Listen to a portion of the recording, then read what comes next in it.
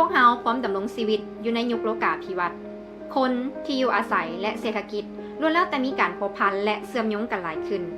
ปัญหาท้าทายที่กำลังเกิดขึ้นอยู่ทั่วโลกกำลังส่งผลกระทบต่อทุกอย่างการแก้ไขปัญหาเหล่านั้นมันเรียกร้องให้มีการค้นคิดและลงมือปฏิบัติบ่เฉพาะแต่อยู่ในขอบเขตประเทศใดหนึ่งสาวหนุ่มต้องการการศึกษาที่เหมาะสมกับการดำรงชีวิตและความปรารถนาของตนการศึกษาพลเมืองโลกสามารถช่วยให้พวกเขาเรียนรู้ที่จะอยู่ร่วมกันโดยสันติ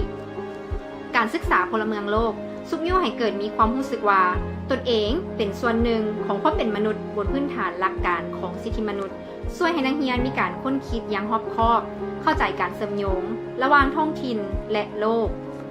มันสร้างแรงจูงใจในการเข้าร่วมและมีบทบาทอย่างแข่งขันเพื่อแก้ไขปัญหาท้าทายในทั่วโลกและประกอบส่วนเพื่อให้โลกมีความยุติธรรมสงบสุขยอมรับความแตกต่างและมีความยืนยงหลายขึ้น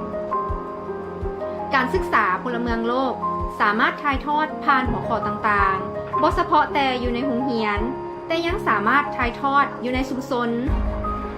สมาคมองค์การจัดตั้งต่างๆสื่อมวลชนครอบครัวเพราะมันเกี่ยวข้องกับหมดทุกคน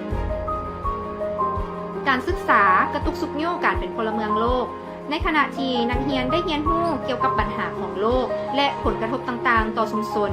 ในขณะที่สาวหนุ่มได้มีโอกาสในการเรียนรู้ซึ่งกันและกันในขณะที่พวกเขาได้รับการสั่งสอนให้เคารพความคิดเห็นที่แตกต่างของกันและกันการศึกษาพลเมืองโลกจะมีประสิทธิภาพหลายที่สุดก็ต่อเมื่อครูอาจารย์นำใช้วิธีการเรียนรู้แบบมีส่วนร่วมและมีอุปกรณ์ที่เหมาะสมการศึกษาพลเมืองโลกจะสามารถประสบผลสำเร็จได้ก็ต่อเมื่อเด็กหญิงและเด็กชายทุกคนได้รับความเคารพนับถือในสถานะเป็นมนุษย์และได้รับการส่งเสริมให้เข้าร่วมการดำรงชีวิตอยู่ในโรงเรียนพวกเขาทุกคนสามารถเป็นพลเมืองโลกได้